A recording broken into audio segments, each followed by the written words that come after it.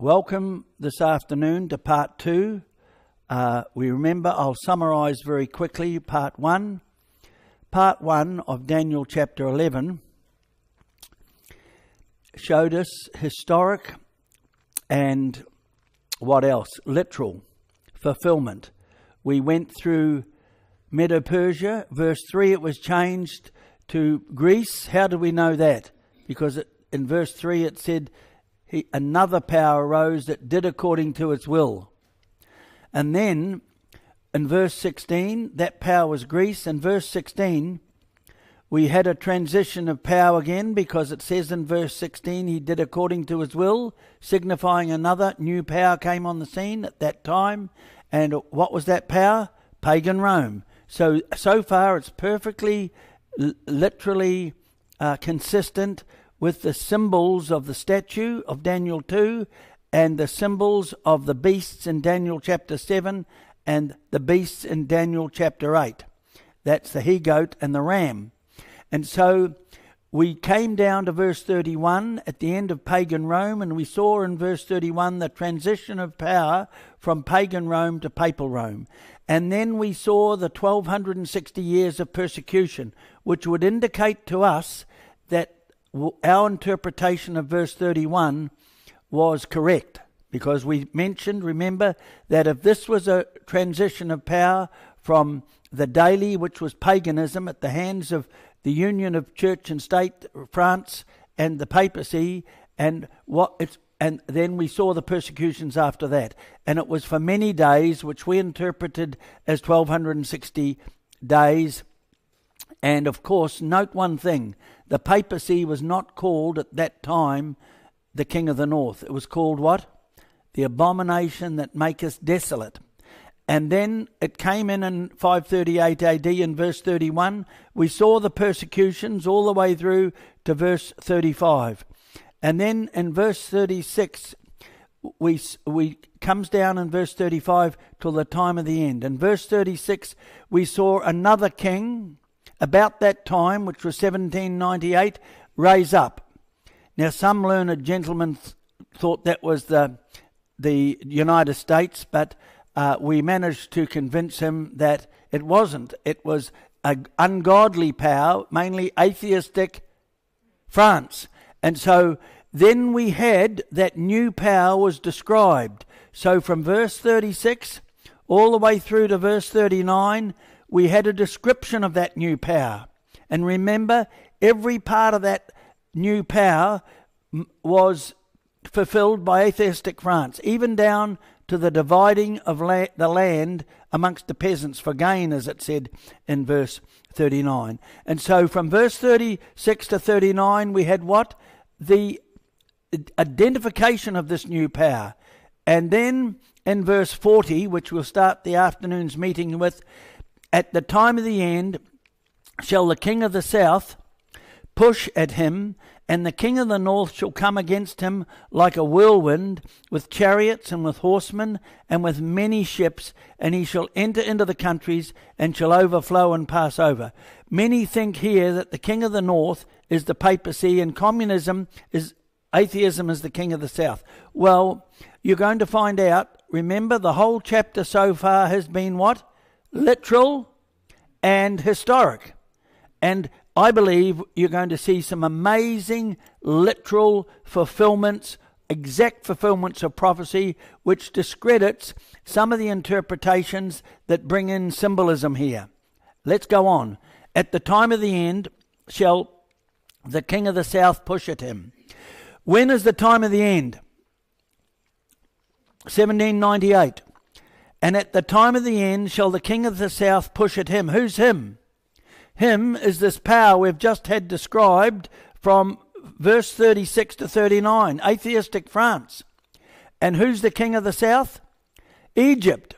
Always was. Remember from the verses earlier, from verse 3 through to 16. And so there's a literal fulfillment. But my argument falls flat on its face if atheistic France was not in Egypt in 1798.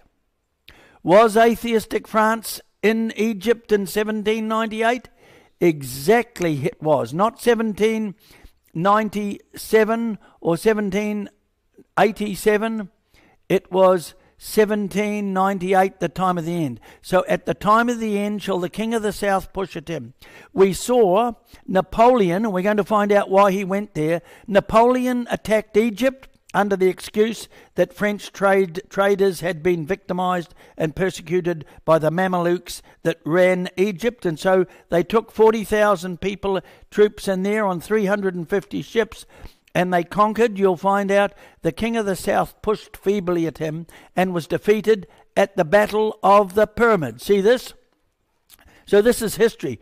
I'm surprised at the number of Adventist scholars that have never read the book of Daniel and the Revelation, because they've said, oh, we don't read that because he was a Unitarian. He was a Unitarian, but I don't care.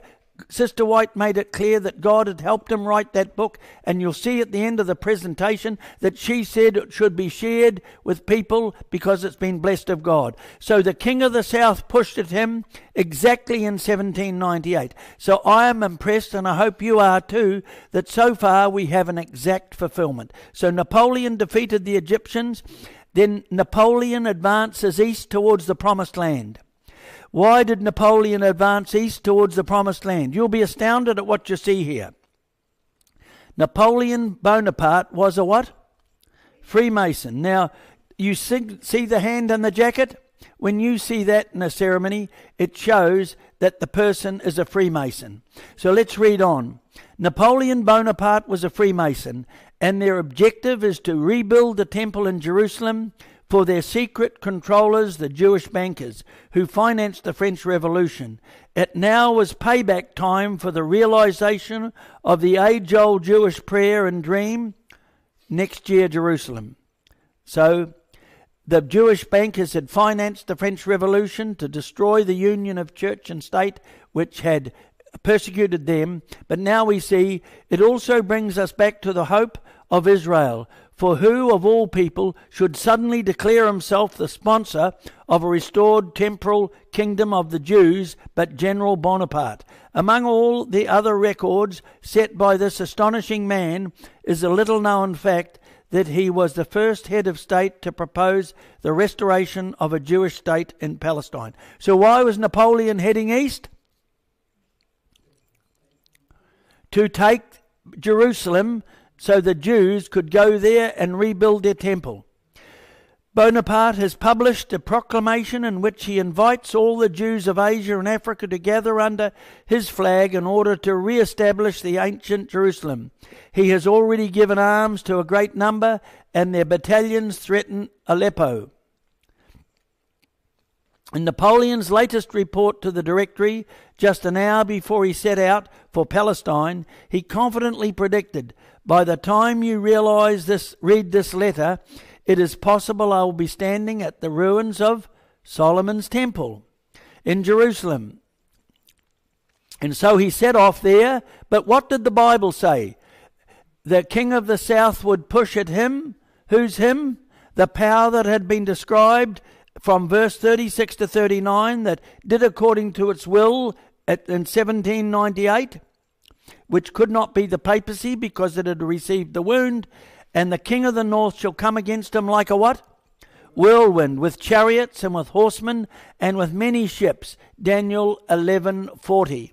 And so the French army under Napoleon, after their stunning victory at the Battle of the Pyramids, marches east, intending to capture the temple site in the Holy Land for the Jewish immigrants, for Jewish immigration. The Ottoman Muslim Empire comes like a whirlwind with 100,000 horsemen against the French army at the siege of Accra in March 1799. To avoid annihilation, the French retreat in haste to Egypt. There's the Battle of Accra, which was the port and the key to the capture of Jerusalem. So we saw the sure word of prophecy. The king of the north came against him like a whirlwind with horses. And there they are. And the king of the north shall come against him like a whirlwind with chariots and what? With horsemen. 11:41. And then we have the British and Russian navies help the king of the north by blockading the French at the siege of Accra. So Britain and Russia united because they didn't want France to take over the Middle East. So your enemies are my enemies. And the king of the north shall come against him like a whirlwind, with chariots, we saw that, and with horsemen, and with many ships. So those ships were British and Russian ships, as well as a few Turkish ships. And then we got, and the king of the north shall come against him like a whirlwind, with chariots and with horsemen, and with many ships. So the king of the north came as a whirlwind and drove Napoleon. He had to do an about turn there and take off back and leave Egypt.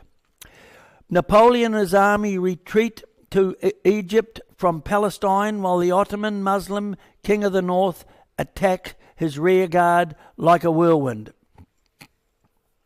And he shall enter also into the glorious land. Who's he there?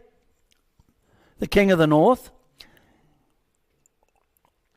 He shall enter also into the glorious land, and many countries shall be overthrown, but these that overthrown many fields instead of countries should be, but those shall escape out of his hand. But these shall escape out of his hand, even Edom and Moab and the chief of the children of Ammon. Does anybody know what those nations are? What nation is in that area today? Jordan. That's Jordan in the east. So this king of the north was not interested in conquering through the hills going east. He wanted to get France out of the area. And so Edom, Moab and Ammon, lying outside the limits of Palestine, south and east of the Dead Sea, and the Jordan, were out of the line of march of the Turks into Syria and Egypt, and so escaped the ravage of the campaign. And so Ammon, Moab and Edom were spared. And this is what else it says. He shall stretch forth his hand also upon the countries, and the land of Egypt shall not escape. So the Bible said 2,500 years that Egypt would be taken. But it also says, the king of the north conquers Egypt.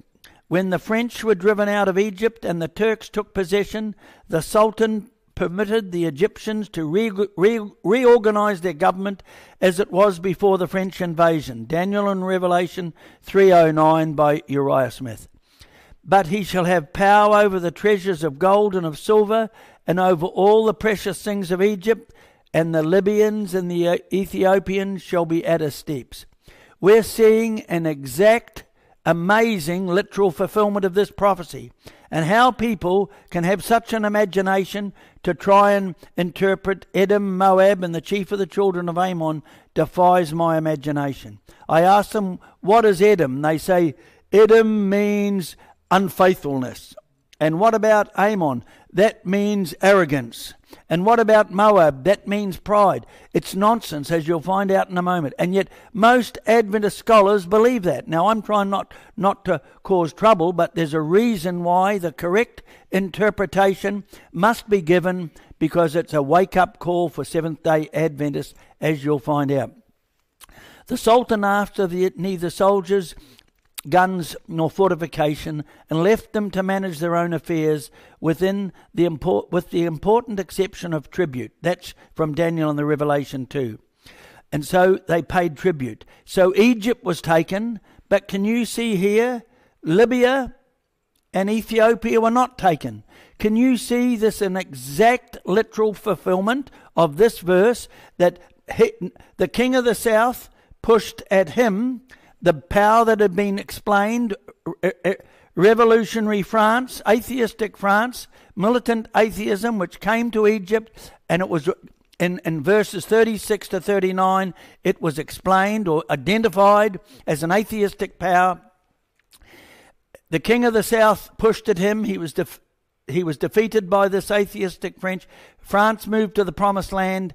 The king of the north came at him like a whirlwind and took Egypt, but took the promised land. But Ammon, Edom and Moab escaped, as did Libya and Ethiopia. That was told 2,500 years ago by Daniel the prophet. Can you see that this is an amazing, literal, exact fulfillment? Would we not expect an exact fulfillment? Because God said, I am not the author of confusion. 1 Corinthians 14:33. So let's push on. While the Ottomans, king of the north, conquered Egypt, they never conquered Ethiopia and Libya, just as the Bible predicted. But tidings out of the east and out of the north shall trouble him. Therefore he shall go forth with great fury to destroy and utterly to make away. Now this is amazing prediction. Tidings out of the east and out of the north shall trouble him. Who's him? Him is a nondescriptive noun, but it tells us it's not a definite article. So therefore, we've got to determine who him is. I'm going to say that him is the Muslim world led by the Ottoman Empire at the time. And therefore, they had to be attacked from the east and the north. And people said this, a remarkable prediction comes true. Dr. Clark had a note which is worthy of mention. He says this part of the prophecy is allowed to be yet unfulfilled. His note was printed in 1825. In another portion of his comment, he says, if the Turkish power is understood as the preceding verse, it may mean that the Persians on the east and the Russians on the north will at some time greatly embarrass the Ottoman government. Between this conjecture of Dr. Clark's, written in 1825, and the Crimean War of 1856, there is certainly a striking coincidence, inasmuch as the very powers he mentioned, the Persians on the east and the Russians on the north, were the ones which instigated the conflict. So was there a war? The Bible predicted 2,500 years ago that Russia and Persia would attack the Ottomans, the Muslim world. Did that happen? We just read it in the Crimean War of 1853. This was predicted in 1825, and many atheists were amazed at the literal fulfillment of these prophecies. And so in 1853 to 56, the Russians and the Persians attacked the Ottoman Empire. That was the Crimean War described in the Bible. But tidings out of the east and the north shall trouble him. The Russians from the north attacked the Muslim Ottoman Empire. And there we go.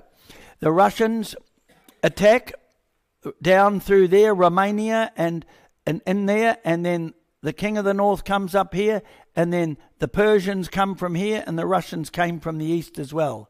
And so there was an exact fulfillment. Was the British helping the Turks? Yes, they did. They came to the aid of the Turks, as did the French. And what was the famous battle we learnt when we were children? The charge of the Light Brigade. And they captured, it was a suicidal attack, but they captured what? The Russian guns, and all the VCs are made from those Russian cannon. Did you know that?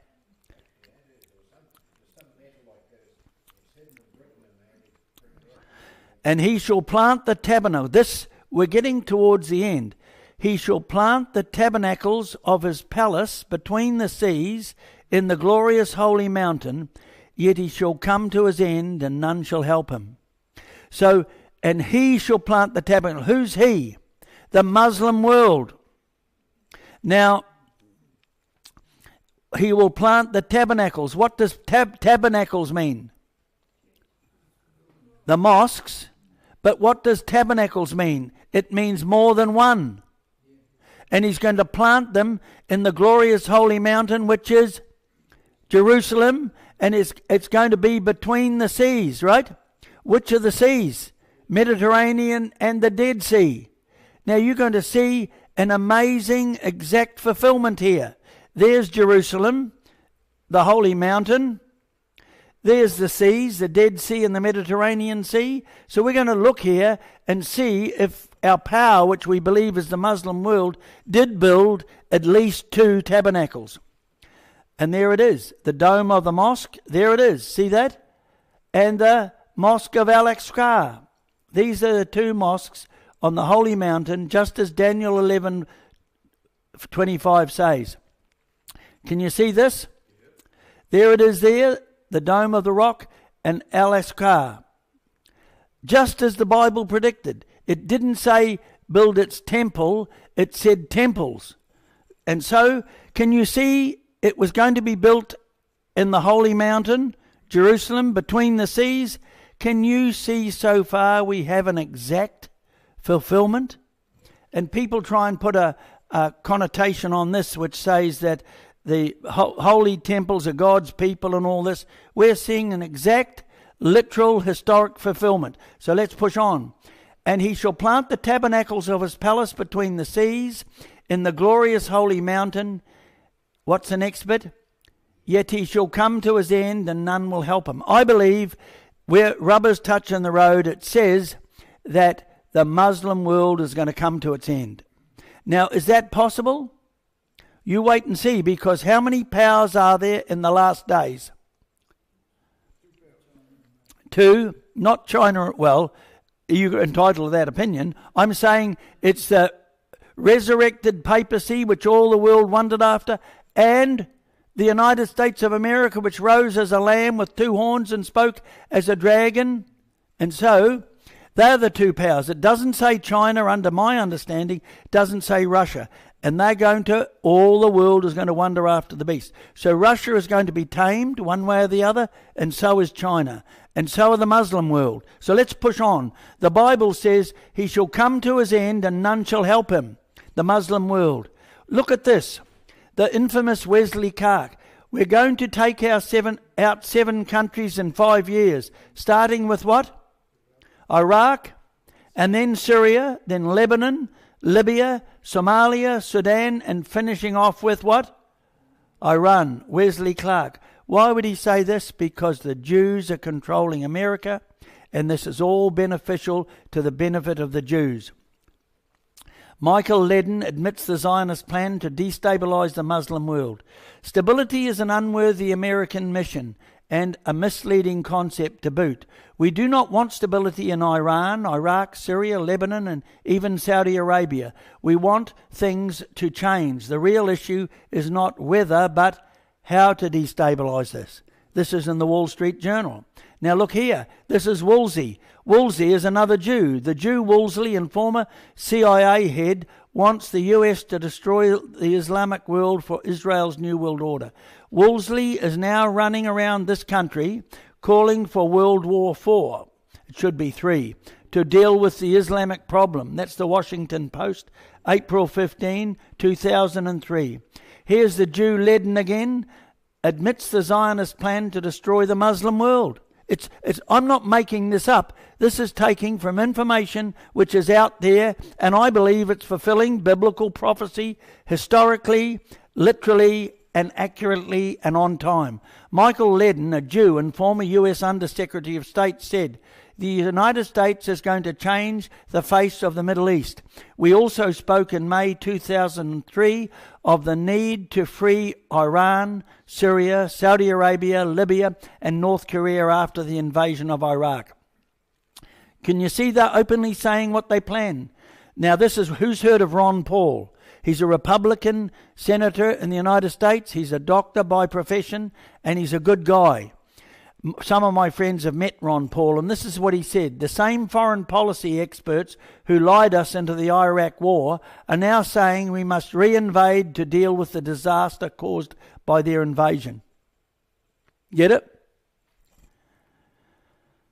Here's Monsignor Antoine Aldo, Bishop of Aleppo. He's a Roman Catholic priest. Behind the jihadists in Syria, there are Turks and Saudis. But the real instigators of this war are the US and Israel. Just like you heard me say the other day, and the head rabbi in Auckland said the Jews are behind the destruction. And they've got a reason, but I'm going to share with you later that the Jews, I believe, are the bad guys. They're going to lead us. You've got to have an antichrist, because the Pope's not the antichrist, remember. He's a good guy now. And we have the bad guys, the Jews, taking over the world, and we're going to see the grassroots movement in Europe and America stand up, bring in Sunday laws to save their heritage as it's been flooded out by Muslim immigration, and then there can be a nuclear war, and Jesus is going to come and save us, right? And Jesus is going to tell us to keep Sunday holy. You get it? Then Jesus is going to set up his new age on this earth, the 1,000 years of peace. And then what's going to happen? When they preach peace and safety, 1 Thessalonians 5, 1-3, sudden destruction comes upon them, because when the 7 last plagues fall, then the people realize they've been conned. So let's see. There is no Al-Qaeda. The truth is there is no Islamic army or terrorist group called Al-Qaeda. Any informed intelligence officer knows this. But there is a propaganda campaign to make the public believe in the presence of an identified entity representing the devil, only in order to drive TV watchers to accept a unified international leadership for a war against terrorism. The country behind this propaganda is the US, and he could have said, if he wasn't so polite, that Israel is controlling America today, and has done for a long time. So America and its wealth and its boys are dying for what Israel wants. But look what happened to Robin Cook, a good guy. Former British Foreign Secretary Robin Cook, who died suddenly while hiking in the Scottish Highlands 1 week after giving this speech. You don't speak against these things. Do you follow me? Let's push on. Out of chaos comes order. That's what the Illuminati says. So they create a war or depression and then sell us our reasoning. What does our friend Stewie say? Problem, reaction, solution. And so out of these troublous times, that's the problem, our fifth objective, a new world order. Do you follow me? So we'll create wars, knock the Middle East out. Look what this guy said, Ariel Sharon. Does anybody know who he was? He was the Prime Minister of Israel. 33 degree, wasn't he? What's that? 33 degree, wasn't he? He was. Israel Prime Minister states Jews control the United States. I didn't make this up. This is recorded in the US Knesset Parliament. Every time we do something, you tell me America will do this and will do that. I want to tell you something very clear. Don't worry about American pressure on Israel. We, the Jewish people, control America, and the Americans know it. You go back and do some research for yourself. Every president of the United States, back to Roosevelt in the 1930s, 70% or 60% at the minimum of all their advisors are Jews. So let's push on. King Faisal doesn't know Kissinger, the Jew, is grinning at him. The day before King Faisal was assassinated, Kissinger left the Middle East. Kissinger is a Jew. He's been running American foreign policy, but he is born in Germany. You want to say, how can a little fat Jew born in Germany grow up to run America? How can Madeleine Albright, another Jewess from Yugoslavia, come into America and run the foreign affairs? Someone's pulling the strings from behind the... Now look, the Greater Israel plan is being fulfilled. According to the founding father of Zionism, Theodor Herzl, the area of the Jewish state stretches from the brook of Egypt, that's the Nile, to the Euphrates. According to Rabbi Fishman, the promised land extends from the river Egypt up to the Euphrates. It includes parts of Syria and Lebanon. They're claiming that land as God's chosen people. But God deserted them when they said, "Let his blood be on us and our children." But the devil is using them to take the spotlight off the heavenly sanctuary. The Greater Israel Project, also known as the Odin-Yinon Plan. And there's war in Iraq, Lebanon, Libya, Syria, Egypt, getting rid of the Mubarak regime, must be understood in relation to the Zionist plan for the Middle East. Greater Israel consists in an area extending from the Nile Valley to the Euphrates. And here, but no democracy for Gaza. They want to replace all the Muslim dictatorships and generals in power with so-called democracies, where their money is put under the IMF and World Jewish banks, and their Muslim money system is destroyed, their gold is stolen from them, and their oil is stolen from them. Do you see what's happening? And so, but they want everyone, including us, to be under a dictatorship, a so-called democracy, where we only have say in what colour the Wellington or Auckland city buses will be and what colour the street signs are going to be. We have no input whatsoever into monetary policy, and they tell us that we are in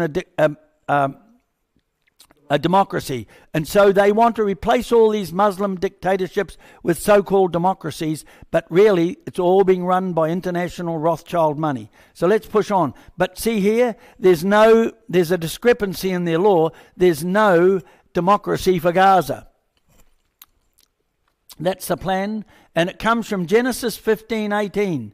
In the same day the Lord made a covenant with Abram, saying, unto thy seed have I given this land from the river of Egypt, that's the Nile, unto the great river, the river Euphrates. So that's why one of the reasons they depopulated and destroyed Iraq was eventual Jewish immigration. The United States is financing the Arab Spring projects to force regime change in the Muslim world. Here we see Jewish-controlled US finances the Arab Spring Revolution to subdue the Muslim dictatorships into their democratic New World Order. Now we see who is running America. See the US flag and the Israeli flag? The Jews are running America. The role of the Jews is to wreak destruction, to wage war. Now we see no more corruption in Lebanon. So they finance all these people to come out on the streets. It's done with George Soros. Who's heard of George Soros? George Soros is worth $25 billion. He's behind Black Lives Matter in America. He don't care about the blacks in America. All he's trying to do is get them to raise up to start a war to have them all killed. And it'll be an excuse to destroy democracy and replace it with a dictatorship for our safety. So they're prepared to take freedoms off us and guarantee us safety. Do you follow me? Let's push on now. There we go.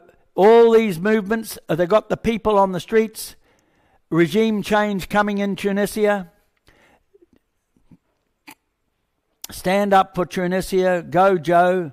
And so now these all people, they don't know that they're just tools in the whole battle. Do you follow me? They're being financed. The secret money's coming in from the American taxpayer. Game over. CIA financed Arab Spring. There's the previous president. Ex-president gets 35 years jail, but none of the Jews who have corrupted around the world get any court case. Tunisia votes to remove harsh cannabis laws. So what are they trying to replace these regimes? They're trying to destroy the Muslim faith. They want to make homosexuality legal in this liberalized democracy. They want to free the Muslim woman from the slavery they're under, and we can agree with some of those things, but there's a great price to pay for it. I believe we're seeing prophecy come true that this power that built its temple between the seas and the holy mountain, or temples, is coming to its end, and none's going to help it. But the crunch call is in Daniel 12:1. We're going to find out in a moment. So now they've got woman politicians, right, as in the Western democracies. Egypt is next target for change. There we go. Illuminati requires a regime change in Egypt to fit their liberal New World Order. There we go. The people are financed on the street. They don't know what there's Mubarak. He might have been a crook, but they're getting rid of him. Mubarak, you're down, just leave. All power to the people. Democracy, not dictatorship. There's the people. No military rule in Egypt. Democracy. They're not going to get a democracy in the New World Order of the regime. People on the streets. Mubarak gets life in prison. Afghanistan is next to be destroyed. See this? They don't care about the millions that have been blown up and killed. And they're using American soldiers for their end game. See, look at these kids, all little babies. Doesn't matter if they're Muslims. They're still loved by God. And these people are killing them. See them all lined up there? How the angels must weep. But you see, it's getting closer to home, as you found out in Christchurch the other day. But this is an excuse. Not one New Zealander committed any crime. The crime was caused by a so-called Jew in Australia who came to New Zealand. And now we're having our gun laws taken off us. And Julie just told me that the one conservative politician in New Zealand who was going to object to it, they bought it in and passed it while he ducked out for an interview on TV. That's the filth that goes on and the deceit. But I'm glad there's a day of judgment where the judge cannot be bought with gold and silver, and his decision is final. And we've got to make sure we're right with God, because it says in 1 Corinthians 6:4 that we're going to judge angels. Have you read that? And you know it says in Revelation 20 that during the millennium we're going to pass the sentences. So we can't pass sentences if we're not perfect ourselves. And Jesus Christ has provided the way that we might overcome as he overcame. You're going to see the tragedy now in the Middle East. Look at that man, shot up, blowing up. The Americans. Iraq is next to be destroyed. Look at that. We're not seeing this. Miles and miles of just devastation. Why? Because the land must be cleared for the chosen people of God, the Jews, to come in. And that's why they're flooding all the people from here into the Western world. Get rid of it. Now you're going to find out they'll finance anti-Semitism in all the countries to drive the Jews into the promised land. Because they're not going to go unless they get attacked. Do you follow me? Let's go. Here they go, Muslim Iraq destroyed, babies killed, and the little babies, innocent little babies. What does it say in the Bible? It says, if you harm one of these little children, it's best that a millstone is tied around your neck and you're put into the depths of the ocean. God loves all these little children. And we saw in the last week that we have to be ready always to give an answer to the Muslims. They're human beings. They think a bit different from us. And some of them are extremists, but then there's extremists in our own ranks. Particularly when some in the Christendom think they're God on earth and think they have the power to forgive sins. There's a bomb gone off. Look at the people lying there on the streets. Some maimed, some with their clothes stripped off with a bomb. The whole Middle East you saw before is being destabilised. Do you follow me? And this power is coming to their end and none is going to help it. That guy's been hit with a flamethrower. He's just charcoal. See that? Legs and arms blowing off. Look, unbelievable. Half a man. Look, terrible. Now this man is just shooting prisoners. How would you feel if you were here? The gun, he's had a bullet in the head. He's going the other way. They're shooting all these ones. And the ones that are doing the shooting are financed by the CIA. ISIS is financed by the United States in order to give the Muslims a bad name. Car bombs. Now look at here. The US Jew Paul Wolfowitz admits to Congress that they would steal Iraq's gold and silver. There was Paul Wolfowitz before Congress in March 2003 offering Americans the bargain of the century, a free Iraq. Not free as in freedom and democracy, but free in the sense of this won't cost us a penny, Wolfowitz testified. There's a lot of money to pay for this that doesn't have to be US taxpayers' money. And where would these billions come from, Wolfowitz has told us? It starts with the assets of the Iraqi people. The oil revenues of that country could bring between 50 and 100 billion over the next 2 or 3 years. US soldiers posed with part of the 20 trillion of stolen Iraqi gold. They didn't tell you that on the news, did they? They steal their gold, they change their Muslim banking system and force it into the Jewish debt system, and there's the gold. And the American soldiers think they're fighting for their chance. Here's Bennett, another Jew. As US Iraqi governor steals 17 billion of Iraqi's oil money. Where's our missing 17 billion? Iraq government demands return of oil money stolen by the US institutions after 2003, as Wolf said. Look at this. Saddam, Iraq's leader, is executed. So they steal their gold, change their banking system, and kill the dictator.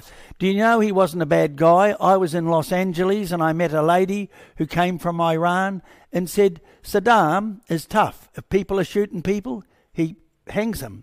But is he anti-Christian? No. He bought a grand piano for every Christian church in Iraq. But in the media we're told Hitler is bad and Stalin is Uncle Stalin because he's a Jew, right? And he killed 66 million people. But the media can crucify those that it wishes. And it's going to crucify us one day as legalists. So there we go. Kuwait steal $2 billion worth of Iraq oil. Now, the CIA tricked Saddam into a retaliatory attack on Kuwait, so US then has an excuse for destroying Iraq dictatorship and replacing it with a fake democracy run by international finance. Do you know what the CIA told Saddam?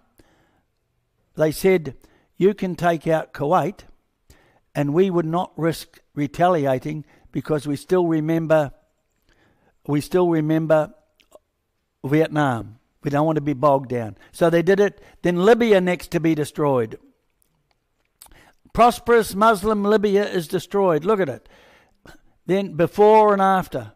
Just destroying these Muslim countries.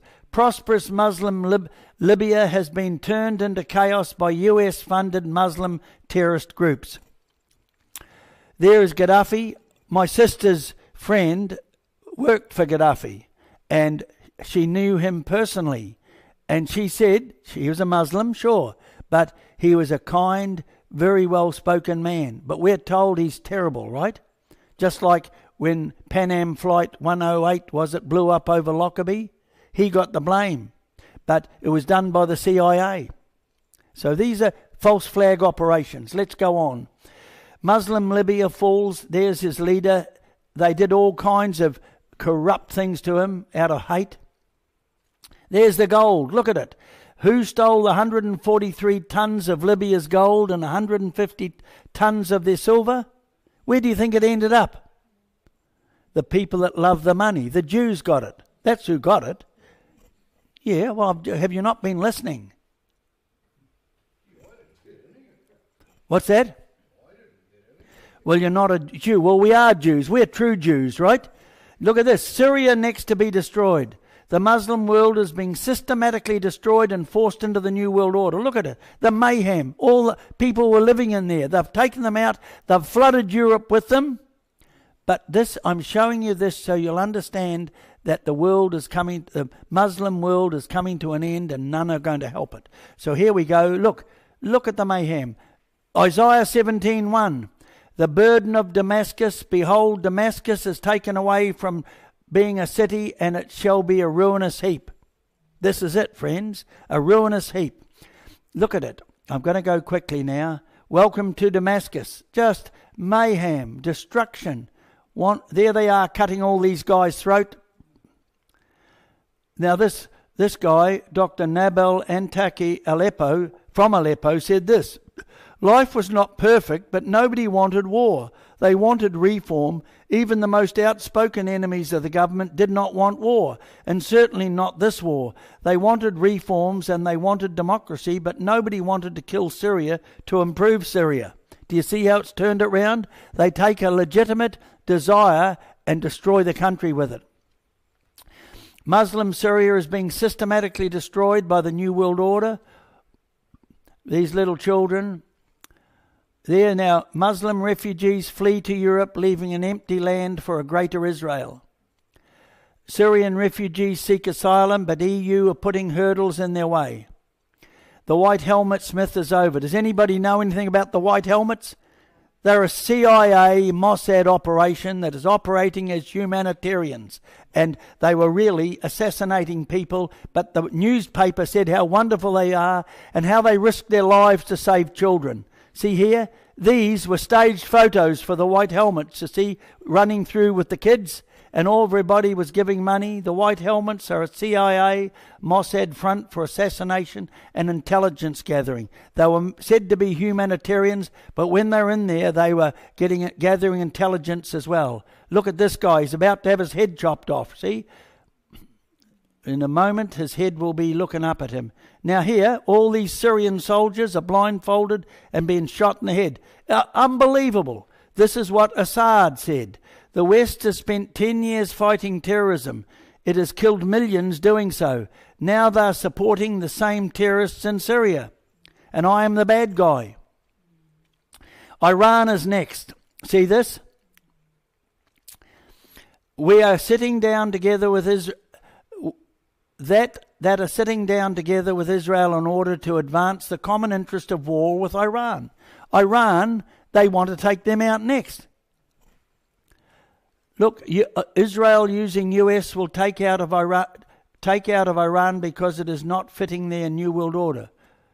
I've got to change that heading. Israel using US will take out Iran because it is not fitting their New World Order. At the conference in Warsaw, that's 3 weeks ago, Netanyahu said Israel would be meeting in public with Arab foreign ministers to advance the common interest of war with Iran, according to a tweet from his office. Iran, common interest, the only one who's going to get a benefit out of it is the Jews, right? And it's going to lead, Sister White said in Desire of Ages, page 36, and Great Controversy 36, she said, when the Jews killed Jesus Christ, they changed sides and became the agents of Satan and are responsible for the destruction of this world.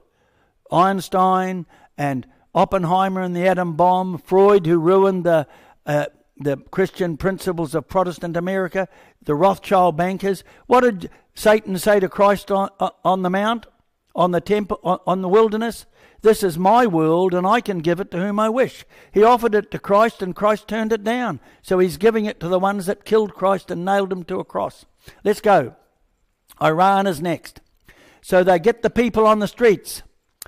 And Iran, we're going to have a big war there. Look, they're burning US flags and Israeli flags. They know more about what's going on. This is what old Donald, what's his name? Thump. To Iranian President Rouhani, never ever threaten the United States again or you will suffer consequences the likes of which few throughout history has ever suffered before. We are no longer a country that will stand for your demented words of violence and death. Be cautious. America's the aggressor. It's fighting in all over the world. So here they go, the Iranian troops. CIA financed protests in Iran for regime change. Same CIA-sponsored protests in Iran. And the Jews of New York are saying no nukes for Iran. But the devil wants Iran to get some nukes because you can't have a good party unless both sides have some booze. Because his whole goal is to create a tragedy and then come as Jesus and speak with a melodious voice and tell people to love each other and be kind and gentle. The Muslim world is coming to its end and none shall help him. Daniel 11:25. Look at this. The mosques being destroyed.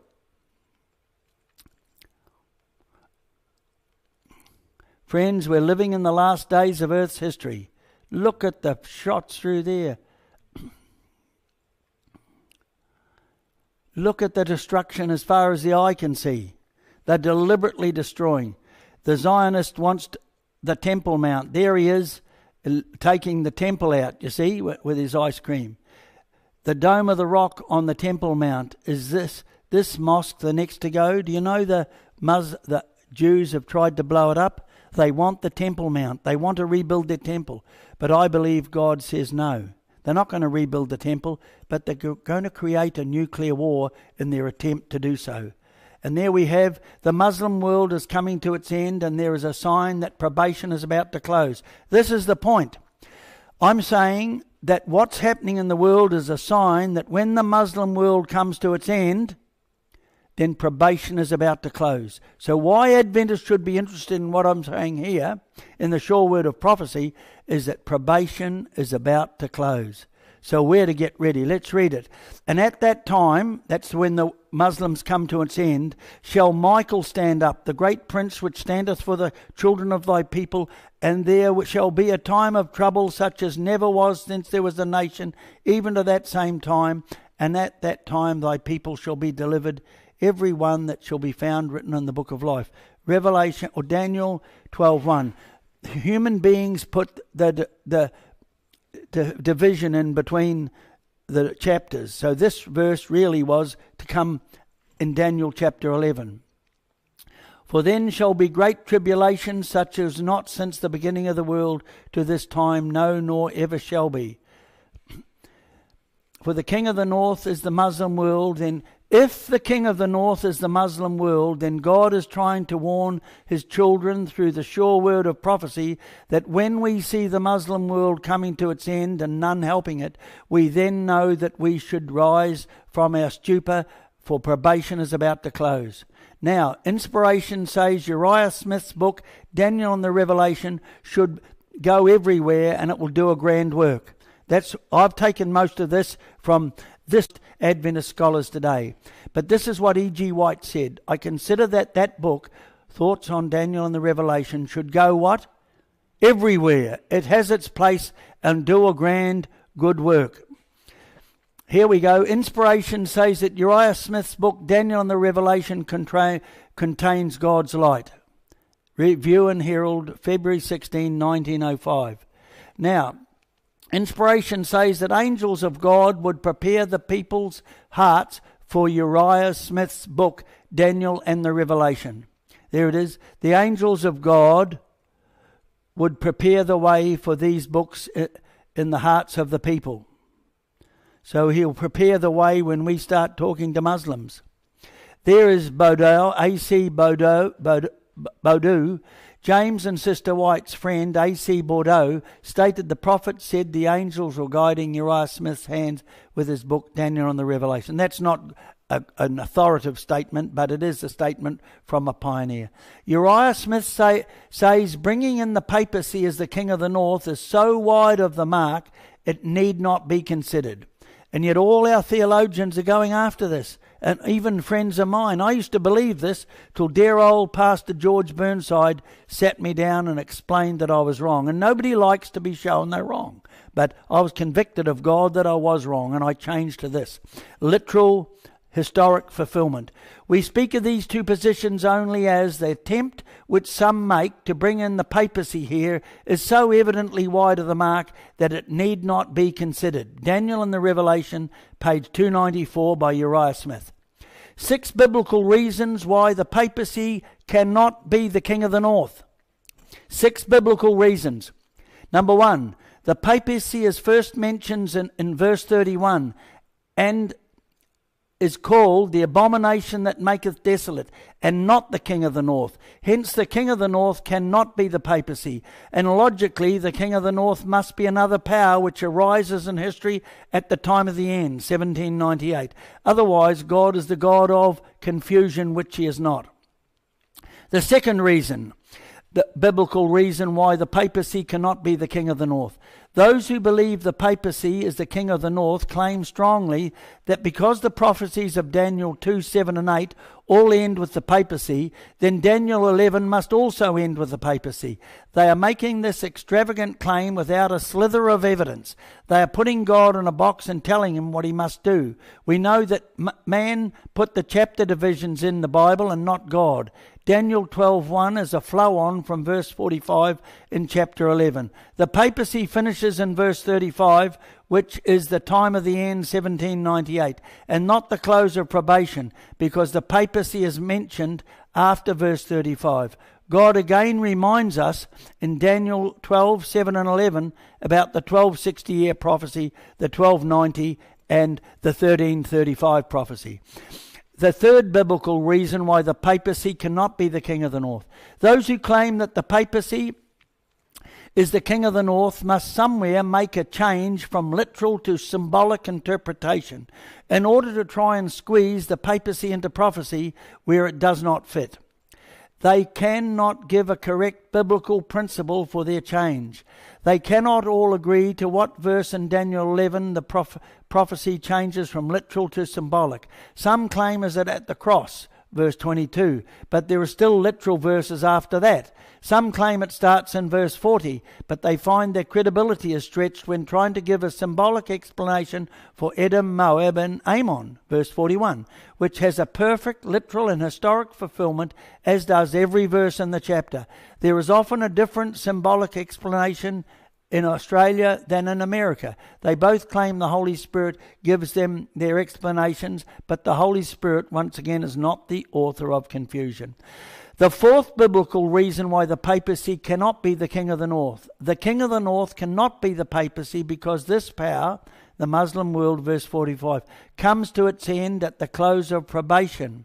The papacy does not come to its end until a year later. See Revelation 18:8. What does that say? Once probation closes, the plagues of Rome will fall in what? One day, which I believe is a year. So the plagues are going to fall in a year. So this power cannot be the papacy because it comes to an end when probation closes, when Jesus puts down the censer in the heavenly sanctuary. But if we read on, we find the papacy doesn't come to an end until when?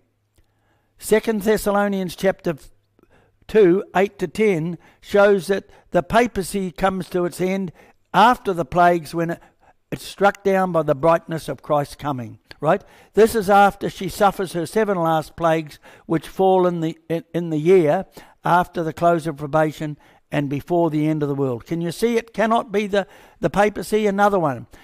We ask our friends, who is this power in Revelation 13, 1 to 3? They tell us it is the end-time papacy which has recovered from its deadly wound inflicted in 1798, and all the world wondered after her. We ask again, who is this beast in Daniel 11:40? They say it is the same beast, the end-time papacy. We reply it cannot be the papacy because all the world wondered after the papacy in Revelation 13, but in the case of the beast of Daniel 11:40, it was a limited conquest in which Egypt was taken, Libya and Ethiopia were not taken, as was Edom, Moab and Ammon. Amazingly, this prophecy had an exact literal fulfillment when the Muslim Ottoman Empire drove the French out of the Promised Land in 1798 and then latterly in 1799. Here we see, and the king shall do according to its will. At the time of the end, 1798, the Pope was taken prisoner by atheistic France. So the papacy could not do according to his will. So the papacy cannot be the king of the north. The sixth biblical reason why the papacy cannot be the king of the north. In Daniel 11:3, a new power rose and it did according to its will. This indicated a new power arriving on the scene. Greece rose and destroyed Medo-Persia. In Daniel 11:16, another new power rose and did according to its will. Here we see pagan Rome taking over from Greece. In Daniel 11:35, we see another power rising at the time of the end, 1798, and it also did according to its will. This could not be the papacy because the time of the end, 1798, was the very time it could not do according to its will, because the time of the end was the very time the papacy received her deadly wound. The only new power at the time of the end that arose and did according to its will was atheistic France. She then fulfilled literally all the specifications of Bible prophecy from Daniel 11:36 to 40. The Bible said that at the time of the end, the king of the south would push at him, France. This prophecy came true. For this prophecy to come true, France had to be in Egypt, to be in conflict with Egypt in 1798 at the time of the end. Amazingly, France was in Egypt in 1798, where the king of the south pushed weakly at the French army at the Battle of the Pyramids. Friends, the Muslim world is the king of the north, and a destruction is a sign that probation is about to close. And at that time shall Michael stand up, the great prince, which standeth for the children of thy people. And there shall be a time of trouble such as never was since there was a nation, even to that same time. And at that time thy people shall be delivered, every one that shall be found written in the book. Daniel 12:1. Ye can discern the face of the skies, but can you discern the signs of the times? Jesus is coming soon.